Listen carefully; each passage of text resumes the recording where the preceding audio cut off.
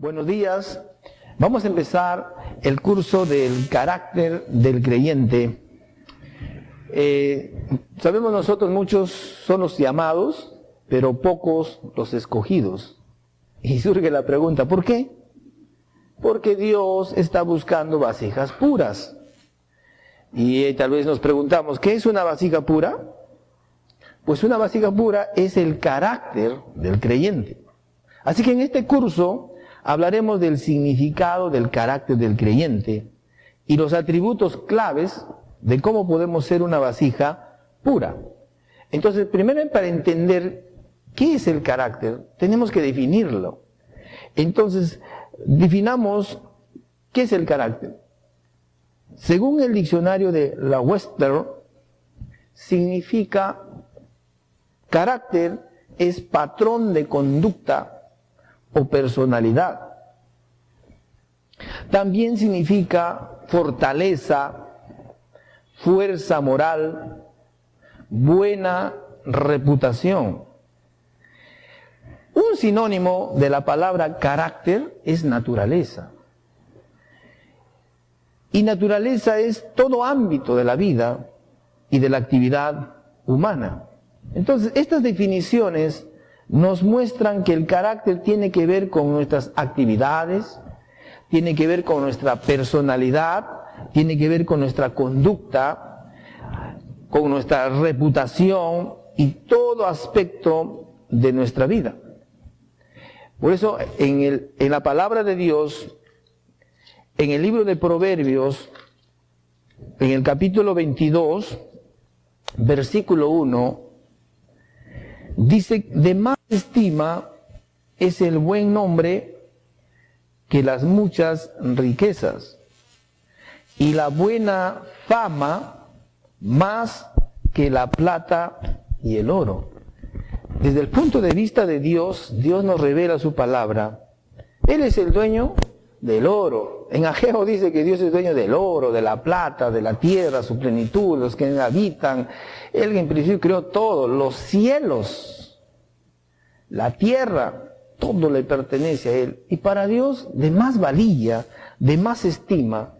Él dice que de más estima, dos cosas son importantes: el buen nombre y la buena fama. Y hace un paralelo en relación, dice que de más estima es el buen nombre que las muchas riquezas, y que la buena fama más que la plata y el oro. Entonces está hablando aquí que cuenta nuestra reputación, que cuenta el carácter que debe tener un creyente. Esto lo he visto también en los años que estoy pastoreando, ¿no? 25 años ya en el ministerio de pastor, y me he dado cuenta cuán importante es mantener, ¿no?, un buen nombre. Donde tú vayas, si has forjado en tu vida, ¿no?, a la luz de la palabra, el desarrollar un buen carácter, nos ayuda bastante en todo aspecto de nuestra vida, ¿no? Porque me he dado cuenta cuando hay eventos que se realizan, por ejemplo, en nuestro medio, ¿no?, que hay conferencias, simposios, ¿no? Hay retiros, campañas evangelísticas, una serie de eventos, ¿no? Conciertos y tantos eventos que hay en el cuerpo de Cristo. Y siempre hay un directorio, hay alguien que encabeza, quien dirige. Y me he dado cuenta que a nivel pastoral, por ejemplo, o a nivel de los hermanos también, ¿no?, se pregunta cuando se enteran por afiches, volantes, propaganda, internet y todo el marketing, ¿quién está organizando? Se pregunta. ¿Quién está a la cabeza de la organización? ¿Quién está encabezando, ¿no? Está llevando la dirección, es parte del directorio de ese evento que se va a llevar a cabo en la ciudad. Entonces, a veces empiezan a mencionar nombres. Y hay veces hay reacciones, ¿no?, de muchos dicen, déjamelo pensar si voy a participar. ¿Por qué? Porque escuchando el nombre de alguien dicen, tiene mala reputación, ¿no? Ha dejado una mala secuela en su vida. Un evento lo conocimos realmente cómo era él, ¿no? Estafó, engañó, mintió, no cumplió, se llevó el dinero, no cumplió realmente las expectativas, realmente fue alguien que desacreditó el nombre del Señor. Entonces, pues acá podemos ver cuán importante es hasta en la convocatoria que uno puede hacer, y en diferentes aspectos de nuestra vida nos ayuda, ¿no? Cuando dice, tiene razón la palabra, cuando dice que de más estima es el buen nombre que las muchas riquezas, y la buena fama más que la plata y el oro. Entonces, cuando vamos a las Escrituras, encontramos el apóstol Pedro, inspirado por el Espíritu Santo, en 2 de Pedro, capítulo 1, versículos 3 y 4, dice, como todas las cosas que pertenecen a la vida y a la piedad, nos han sido dadas por su divino poder, mediante el conocimiento de aquel que nos llamó por su gloria y excelencia, por medio de las cuales nos ha dado preciosas y grandísimas promesas, para que por ella llegases a ser participantes de la naturaleza humana, la naturaleza divina, habiendo huido de la corrupción que hay en el mundo a causa de la concupiscencia. Entonces, a la luz de la palabra, vemos que Dios nos ha dado todo a través de promesas, y dice para ser participantes de la naturaleza divina. Todos sabemos que somos llamados creyentes porque un día tomamos la decisión de creer en la obra redentora de Cristo. Y como dice en 2 Corintios 5:17, de modo que si alguno está en Cristo, nueva criatura es. Las cosas viejas pasaron y aquí todas son hechas nuevas. Tenemos su naturaleza. Hemos vuelto a nacer en Cristo. Nuestro espíritu fue recreado, fue renacido. Somos ahora hijos de Dios. Dios nos ha hecho hijos de Dios por haber creído y haber recibido a Cristo en nuestro corazón. Hemos vuelto a nacer, porque nadie puede ver ni entrar al reino de Dios si no vuelve a nacer de nuevo. Ahora somos hijos de Dios, tenemos su naturaleza, y Dios ha provisto todo lo necesario para que nosotros podamos ser participantes de su naturaleza divina. Y dice, habiendo huido ya de la corrupción que hay en el mundo a causa de la concupiscencia. Pero también podemos ver que la Biblia, que es la sabiduría de Dios para nuestra vida, Salomón, por ejemplo, el hombre más sabio que haya vivido, escribió el libro de los Proverbios, que fueron luego compilados en lo que conocemos hoy como el libro de los Proverbios, para enseñar a su pueblo cómo vivir, cómo actuar frente a cada circunstancia. Por eso, si nos remitimos al libro de Proverbios, en el capítulo 1 vamos a encontrar lo siguiente. Proverbios, capítulo 1, versículo 2. Si vamos a leer el contexto sería mejor. Proverbios capítulo 1, versículo 1, empieza diciendo, los proverbios de Salomón, hijo de David, rey de Israel. Y nos da el motivo por cuál fue el motivo de escribir estos proverbios. Y dice, para entender sabiduría y doctrina, para conocer razones prudentes. En el capítulo 2 de Proverbios, versículo 1, por eso que el Señor dice, hijo mío, si recibiereis mis palabras y mis mandamientos guardareis dentro de ti. Pasen al versículo 9. Entonces entenderás justicia, juicio y equidad y todo buen camino. Versículo 10. Cuando la sabiduría entrare en tu corazón y la ciencia fuere grata a tu alma. Y la verdad es que lo que realmente hace falta es sabiduría. Conocimiento hay suficiente en la tierra, mucho conocimiento. Ahora con la ciencia, como decía el profeta Daniel, el incremento de la ciencia, la información, la internet y todo lo que tenemos ahora en estos últimos tiempos, hay bastante información, ¿no?, para lograr bastante conocimiento. Pero lo que realmente se requiere en esta vida no solo es conocimiento, sino sabiduría, saber vivir esta vida, pero con la sabiduría que Dios nos enseña a la luz de su palabra. Es por eso la razón de los proverbios que nos está diciendo que si toda persona que obedece las instrucciones del libro de proverbios, lo que va a obtener es sabiduría y sentido común. Y si tú analizas, la mayor parte, en alto porcentaje de problemas que experimenta la sociedad, el mundo y cada uno de nosotros es por falta de sabiduría.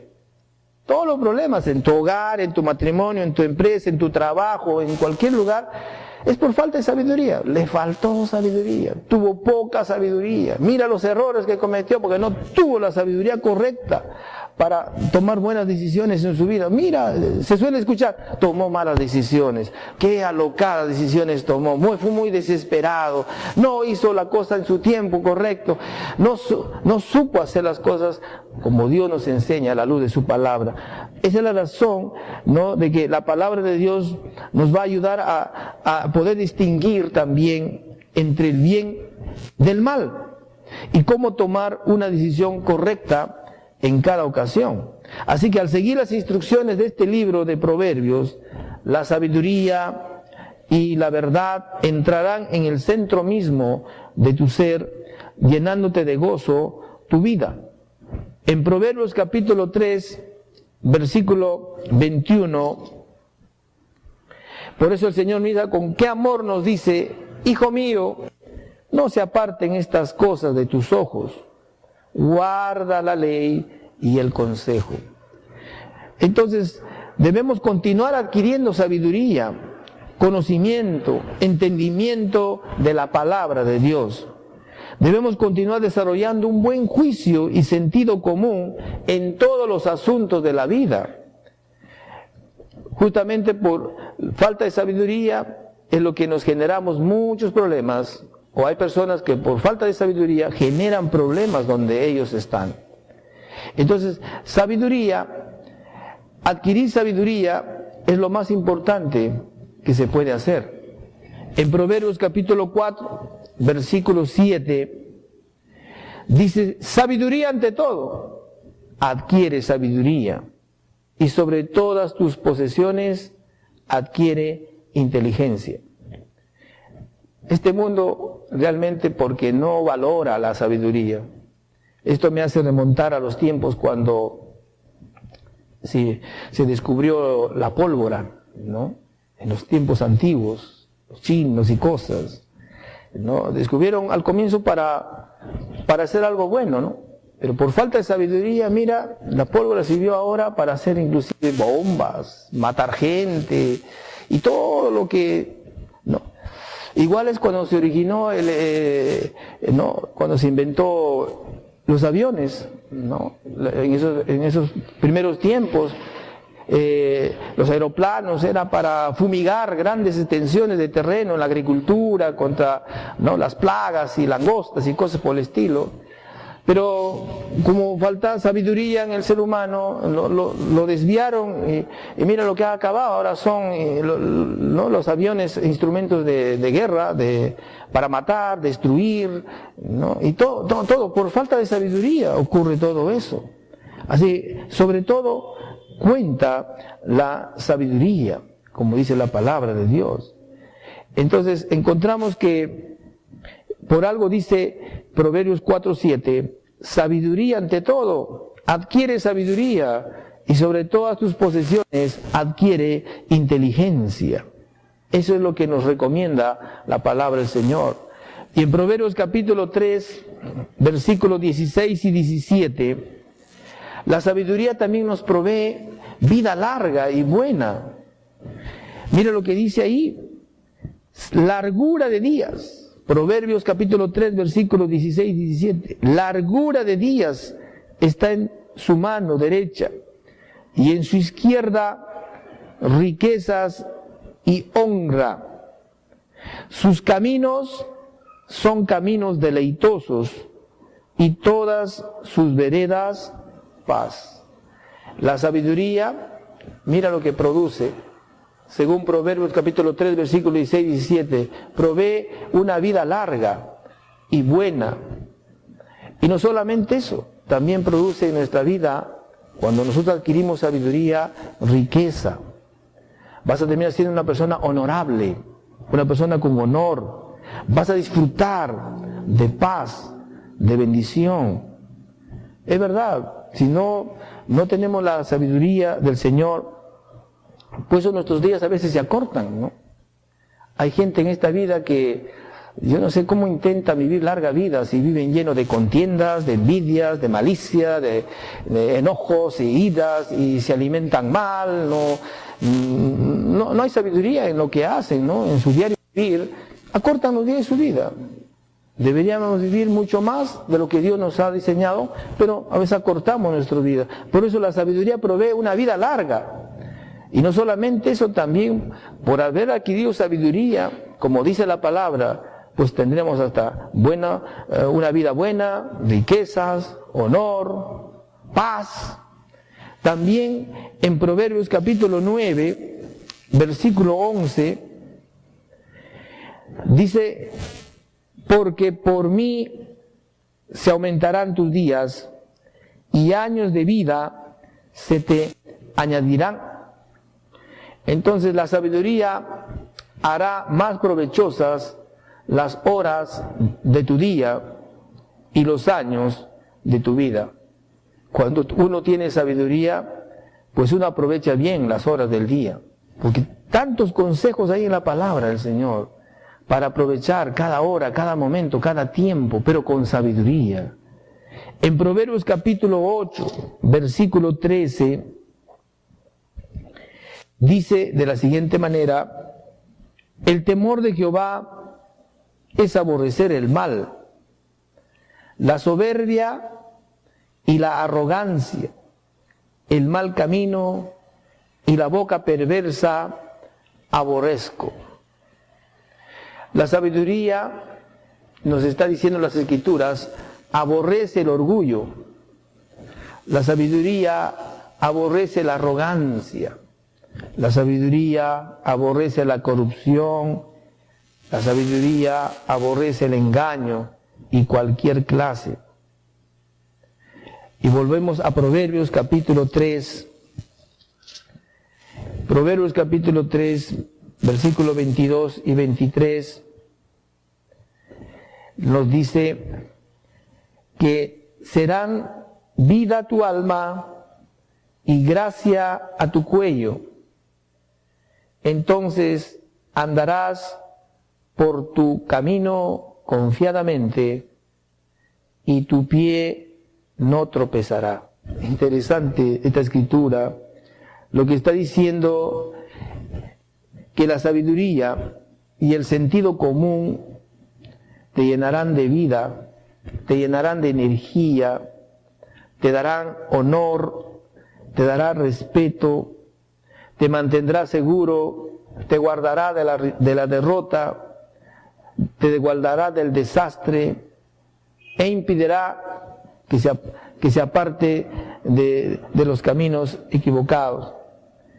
Porque también dice, serán vida a tu alma y gracia a tu cuello.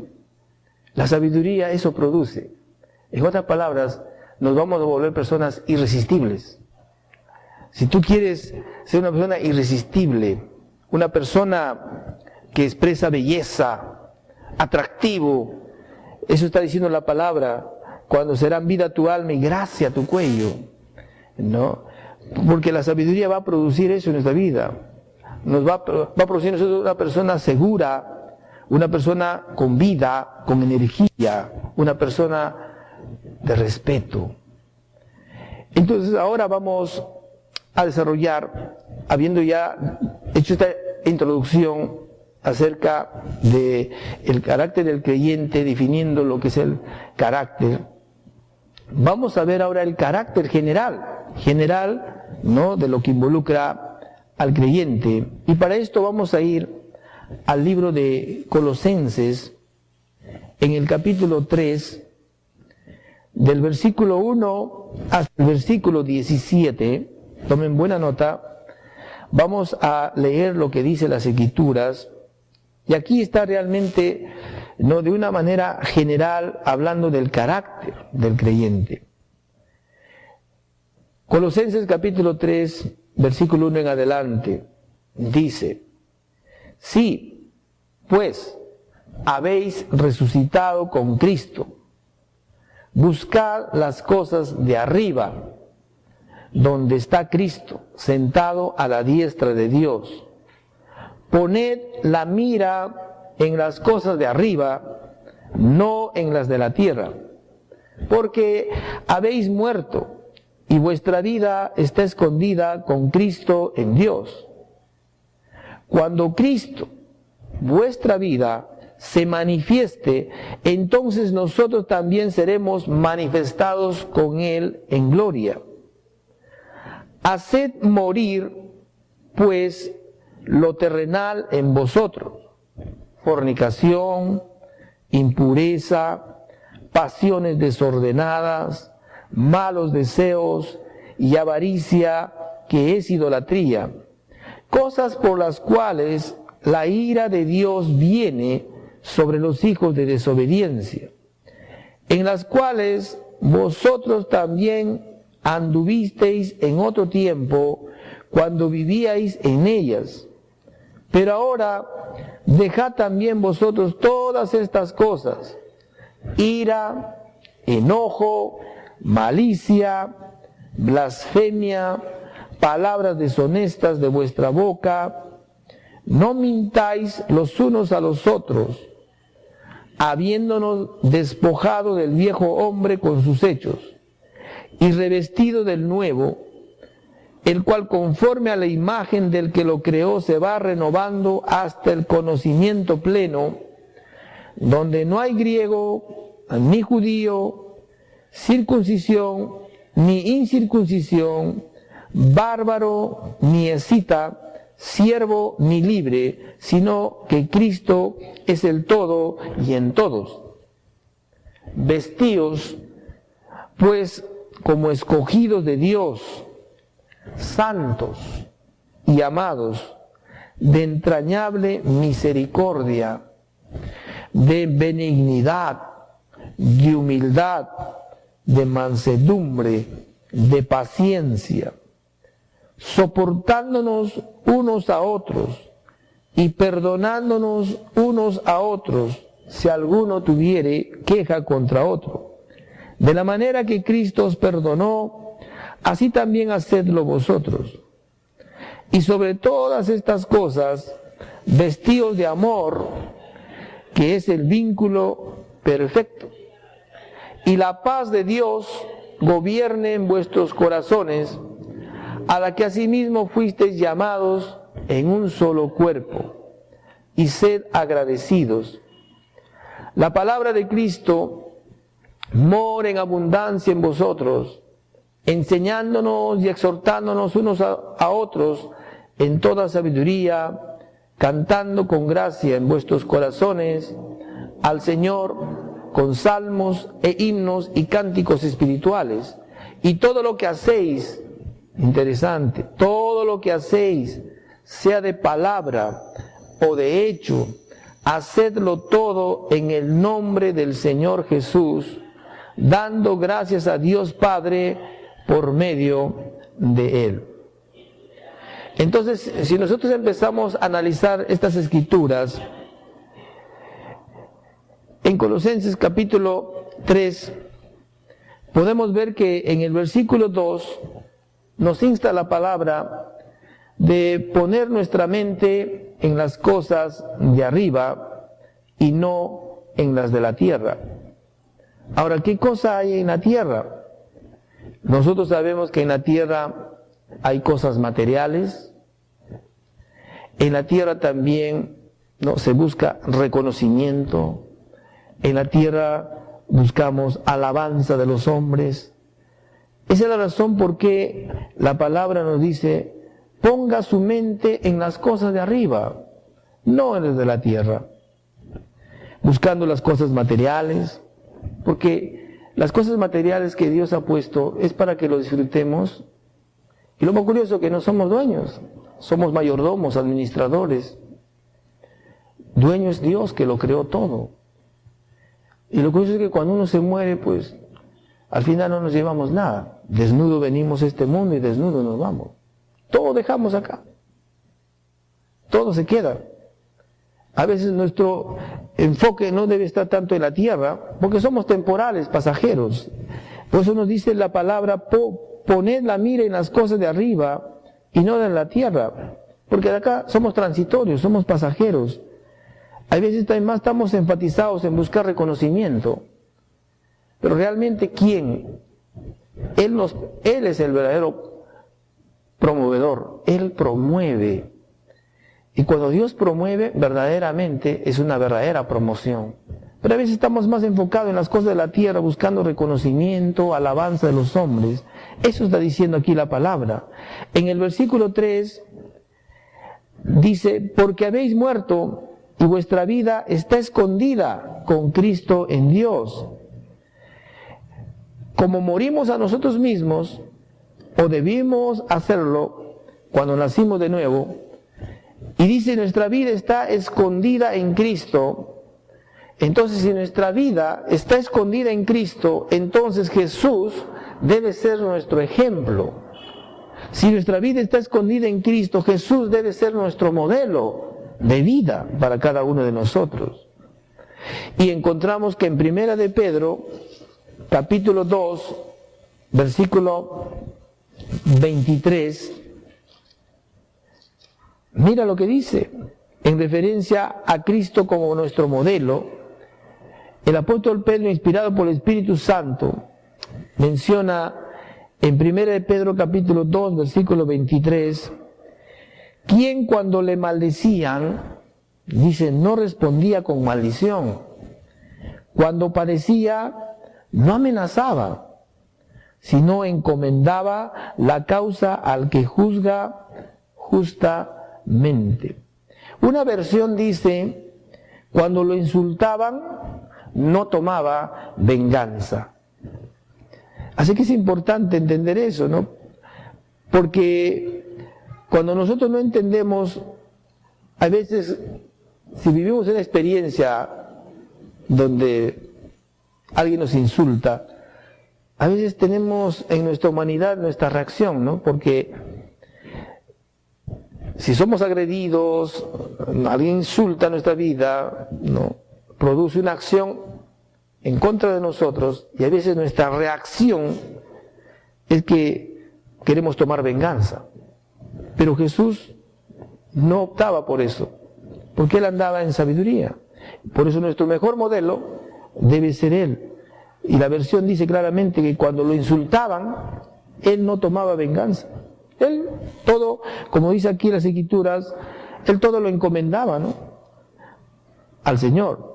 En el versículo 5, volviendo ahí a Colosenses, en Colosenses capítulo 3 que estamos, versículo 5,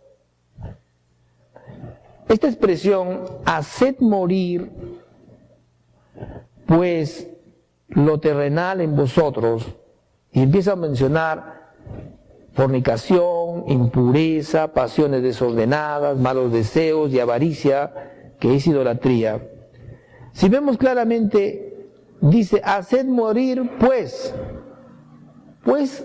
puesto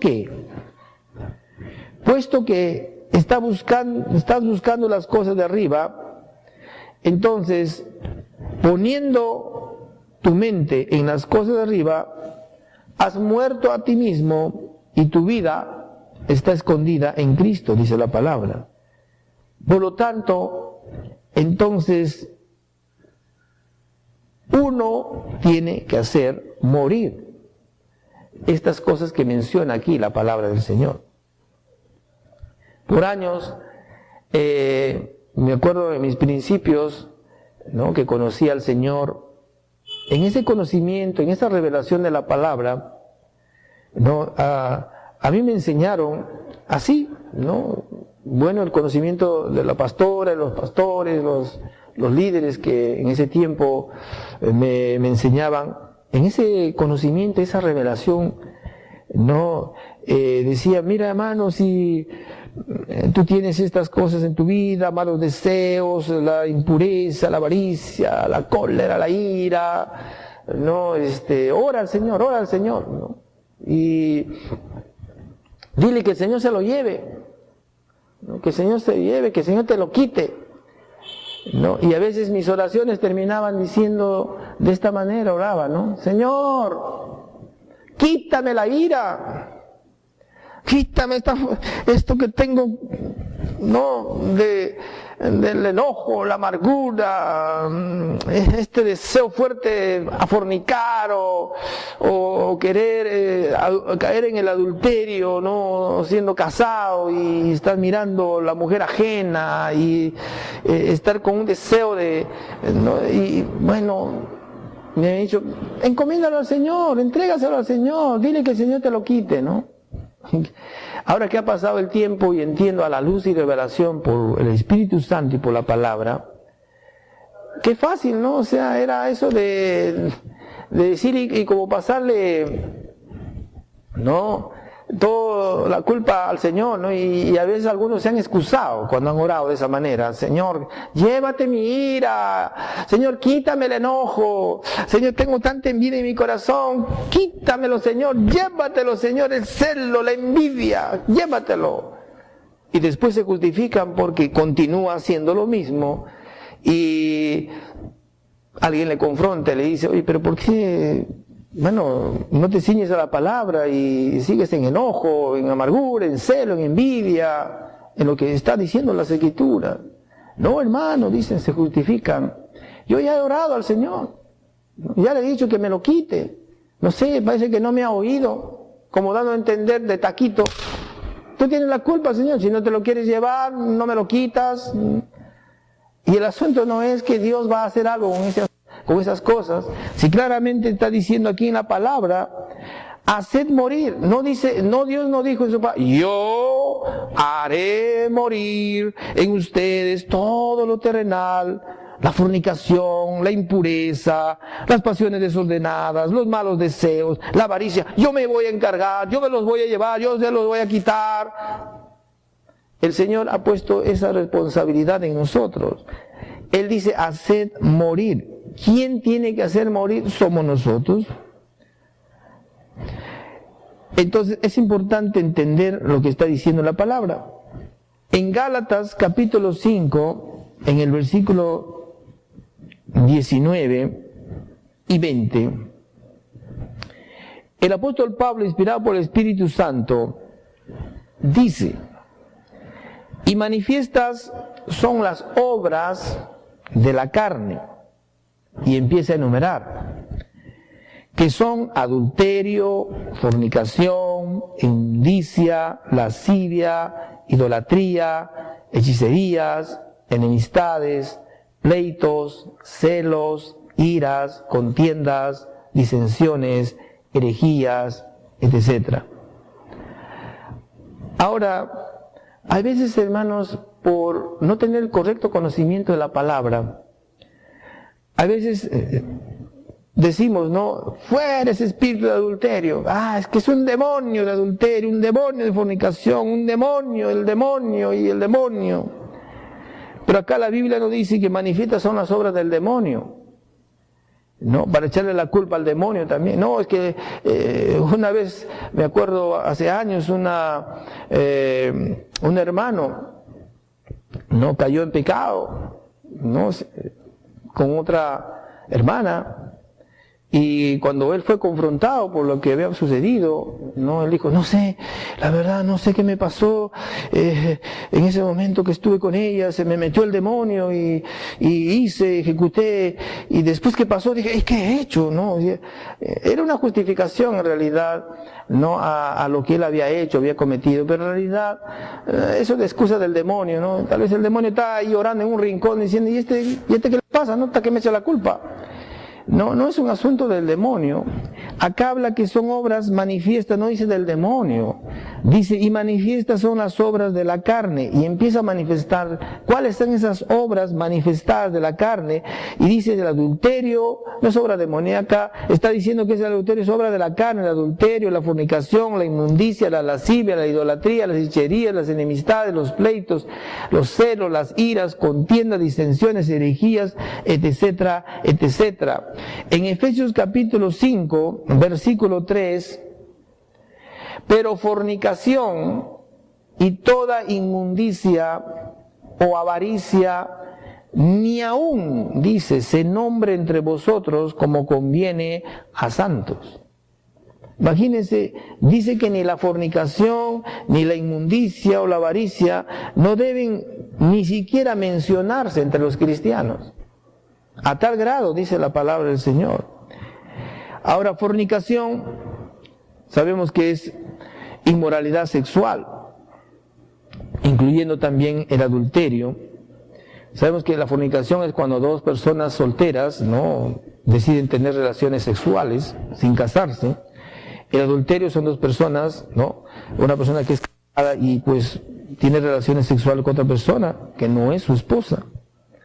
En 1 de Tesalonicenses, el apóstol Pablo, inspirado también por el Espíritu Santo, 1 de Tesalonicenses capítulo 5, en el versículo 22, dice algo importante por eso: absteneos de toda especie de mal. En otra traducción también dice que no debe hacerse nada que tenga siquiera apariencia de mal. No solamente abstenernos del mal, sino que debemos nosotros abstenernos de todo lo que tiene apariencia de mal. ¿Hasta dónde nos conlleva el consejo de la palabra del Señor? En 1 de Corintios capítulo 6, versículo 13, 1 de Corintios capítulo 6, versículo 13, dice: las viandas para el vientre y el vientre para las viandas, pero tanto el uno como las otras destruirá a Dios. Pero la segunda parte del versículo dice: pero el cuerpo no es para la fornicación, sino para el Señor, y el Señor para el cuerpo. Dice, el cuerpo no es para la fornicación, o sea, para la inmoralidad sexual, sino para el Señor. Y pasamos al versículo 18, y el consejo de la palabra en 1 Corintios capítulo 6, versículo 18 dice: por eso huid de la fornicación. Cualquier otro pecado que el hombre cometa está fuera del cuerpo, mas el que fornica contra su propio cuerpo peca. Huid. Ahí, hermanos, hay que tenerlo en cuenta esta escritura.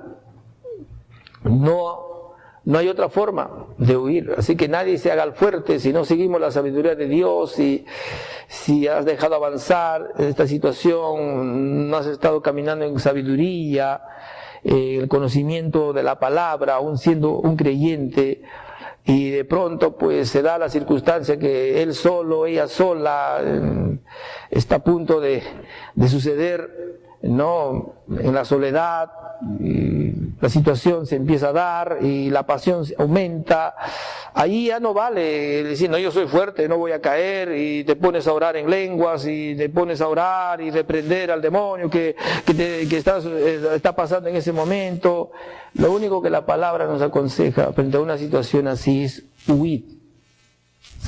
Huye de la fornicación. Ya no es: no, yo soy fuerte, yo no voy a caer. Es huir. Lo que está dando el consejo de la palabra del Señor. Pero también lo hemos estado leyendo, volviendo a Colosenses capítulo 3, habíamos visto que cuando dice haced morir, quien tiene que hacer morir somos nosotros, ¿no? Todas estas cosas, fornicación, y menciona también que debemos hacer morir la impureza. Ahora, ¿de qué está hablando la palabra?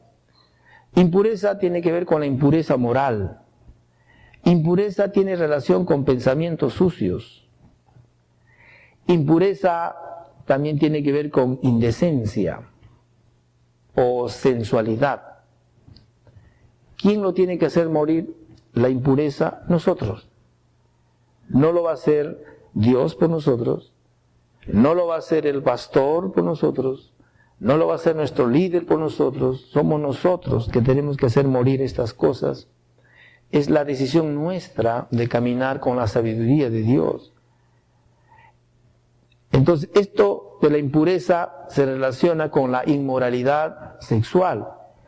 En Primera de Tesalonicenses, seguido nomás ahí, en 1 Tesalonicenses capítulo 4, versículo 3, pues la voluntad de Dios, aquí nos está revelando, a veces nos preguntamos, ¿cuál es la voluntad de Dios, pastor? Aquí está.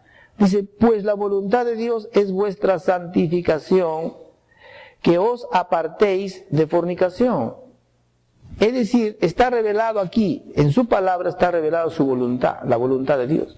Y dice que la voluntad de Dios es que nos apartemos de fornicación. Apartarnos de fornicación. Pasen al versículo 7 del mismo capítulo de 1 Tesalonicenses, capítulo 4, pasamos al versículo 7, pues no nos ha llamado Dios a inmundicia, sino a santificación. Y versículo 8, así que el que desecha esto, no desecha al hombre, sino a Dios, que también nos dio su Espíritu Santo. Así que es importante considerar eso en nuestra vida. Amén. Pues la voluntad de Dios entonces, según las Escrituras, es nuestra santificación. Y que debemos apartarnos de toda fornicación, porque Dios no nos ha llamado a inmundicia, sino a santificación. Y qué interesante, dice que el que deseche esto no desecha a hombre, sino a Dios. Y todavía podríamos añadir, por eso tener mucho cuidado, las películas que a veces vemos, los programas de televisión, que generalmente en estas últimas generaciones son programas de televisión que tienen un contenido de violencia, son sensuales, muy sugestivos, a veces están llenos de malas palabras. Todo eso solamente engendra violencia. Todo eso genera impureza moral, sensualidad e inmoralidad sexual. Inclusive las revistas sexualmente explícitas contaminan nuestras mentes. Todo eso uno debe considerar en cuanto se refiere a hacer morir toda impureza. Continuamos la siguiente clase.